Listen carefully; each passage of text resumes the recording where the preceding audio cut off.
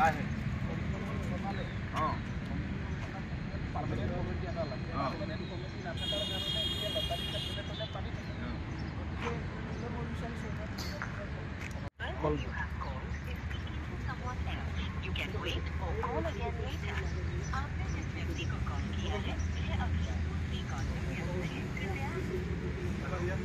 नमस्कार दादा टिकेट লাগিছিলে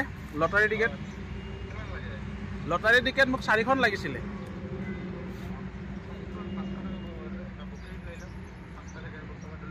এটা বুকত 5টা থাকে 5টাৰ দাম কিমান 500 টকা ধৰক এতিয়া ধৰক আপোনাৰ পৰা মই অনলাইনত কাটি লৈছো ধৰক মোৰ লটাৰীটো লাগি গল আপোনাক ক'ত লগ পাম আপুনি মোক কল কৰিব ন আৰু মই যেটো মানে হুজাই জিলাৰ যি জাবৰাখোৱা যে জায়গা কৈছে এই জাবৰাখোৱাৰ মানুহৰ লগত কথা পাতিছিলো কিন্তু ইয়াতে কোনো খেল হোৱা নাই বুলি কৈছে তাৰ গাবুৰাই কৈছে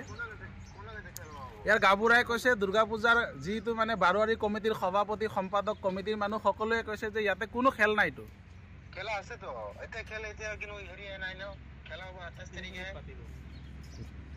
খেলটো ক'ত হ'ব জাবৰাখোৱা হ'ব খেলটো এতিয়া নহব এতিয়া মানে এতিয়া হেৰি কৰা নাই যেতিয়া খেল হ'ব এতিয়া কৰিব আমি জাবৰাখোৱাত যোৱাকালি চাব গৈছিলো তাত কোনো বাইক নাই তাত কোনো বেনাৰ নাই তাত কোনো আল্ট্ৰা নাই তাত কোনো থাৰ নাই কোনো খেল হ'ব হেৰি ষ্টাৰ্ট হ'ব এতিয়া হেৰি কৰিব এতিয়া ইমান দিন এনেকৈ ৰাখি কি কৰিব একমাহ এনেকৈ ৰাখি কি কৰিব আচ্ছা তাৰ পিছতে আপোনালোকৰ কিউআৰ কোডটো পঠাই দিয়ক মই টিকেটটো কাটি লৈছো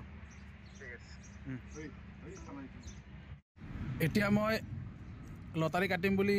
এজন মানুহৰ লগত কথা পাতিছিলোঁ নাম্বাৰটো হৈছে 7896980796 আৰু তেখেতে স্কেনাৰ পঠাইছে আৰু 500 টকা দিব কৈছে 500 টকাত এখন বুক পাব মানে 5খন লটাৰী টিকেট দিম বুলি কৈছে আৰু মই এতিয়া কাটিব ওলাইছোঁ এটা মই কাটি চাম উদাহৰণস্বৰূপে এই লটাৰীটো অৰিজিনেল হয় না ফেক হয় বা কাৰ নামত আছে পইচাটো আমি যে দিম কিউআৰ কোডত কাৰ ওচৰত যাব এইটো আমি প্ৰমাণ চাম এতিয়া নাই ৰাইজসকল এটো লটাৰী খেল ভুৱা হয় আমাৰ জাবৰাখোৱা জাগাডোখৰ তেওঁলোকে বদনাম কৰিছে যিসকলে এই খেলখন পাতি বদনাম কৰিছে তেওঁলোকক আমি ধৰি দণ্ড দিয়া মানে বুলি ভাবিছো সেইকাৰণে ৰাইজসকলক কৈছো এখন যে লটাৰী খেল নহয় জাবৰাখোৱাখন বদনাম কৰিছে সেইকাৰণে যোনসকলে কৰিছে তেওঁলোকক দণ্ড দিয়াৰ বাবে আমি ৰাইজসকলক অনুৰোধ জনাইছো আৰক্ষীক আমি এটোৱে কম যে যিসকলে এটো কাম কৰিছে তেওঁলোকক অতি শীঘ্ৰে গ্ৰেপ্তাৰ কৰিব লাগে বুলি আমি আৰক্ষী প্ৰশাসনক জনাও যে যেতিয়া ফেসবুক খোলো খুদা জাবৰাখোৱাৰ বাৰোৱাৰী কমিটিৰ লটাৰী খেলৰ এডভাৰটাইজ ওলাই থাকে টিকেট কাটিব নেকি যিমান ফেসবুক চলাও মানে 8টা 9টা 10টা পেজৰ পৰা পাই থাকো যে ৰেসপন্স কৰি আছে প্ৰচাৰ কৰি আছে টিকেট বেছি আছে কিন্তু আমি আচৰিত হৈছো যে শ্ৰী শ্ৰী জাবৰাখোৱা দুৰ্গা পূজাৰ যি বাৰোৱাৰী কমিটি ইয়াত কোনো কমিটিয়ে নাই ইয়াত কোনো পাৰ্মানেণ্ট কমিটি নাই ইয়াত কোনো স্থায়ী কমিটি নাই স্থায়ী কমিটি নাই যদিও দুৰ্গা পূজা যেতিয়া অনুষ্ঠিত হয় সেই সময়ত আমি এটা টেম্পৰাৰী কমিটি গঠন কৰোঁ সেই কমিটিটো উৎসৱ পৰিচালনা কৰিব দুৰ্গা পূজা পাতিবৰ কাৰণে কমিটিটো গঠন কৰা হয় স্থায়ী কমিটি নোহোৱাকৈ কেনেকৈ ইয়াত কোন দুষ্টচক্ৰ জড়িত হৈ ইয়াতে লটাৰী খেল আয়োজন কৰিছে তাক লৈ আমি চিন্তিত আৰু যিসকল দুষ্টচক্ৰ এই লটাৰী খেলত জড়িত হৈ আছে তাক তাৰ ওপৰত বিহিত ব্যৱস্থা ল'বৰ কাৰণে হুজাই আৰক্ষী প্ৰশাসনক দবকা আৰক্ষী প্ৰশাসনক আৰু হুজাই জিলা আয়ুক্ত মহোদয়ক অনুৰোধ জনাইছোঁ নমস্কাৰ মই যিহেতু জাবৰাখোৱা পূজা কমিটিৰ সম্পাদক আছিলোঁ তে আমাৰ ইয়াত কোনো কমিটিৰ মানুহ নজনাকৈ ইয়াত লটাৰীৰ ভুৱা প্ৰচাৰ উলিয়াইছে আমাৰ ইয়াত কোনো লটাৰী খেল হোৱা নাই আৰু কোনো কমিটিৰ মানুহ ইয়াত ইনভলভ নহয় আমাৰ জানামতে এইটো বেলেগ জাগাৰ কোনোবা মানুহ আমাৰ জাগাৰ নামটো ইউজ কৰি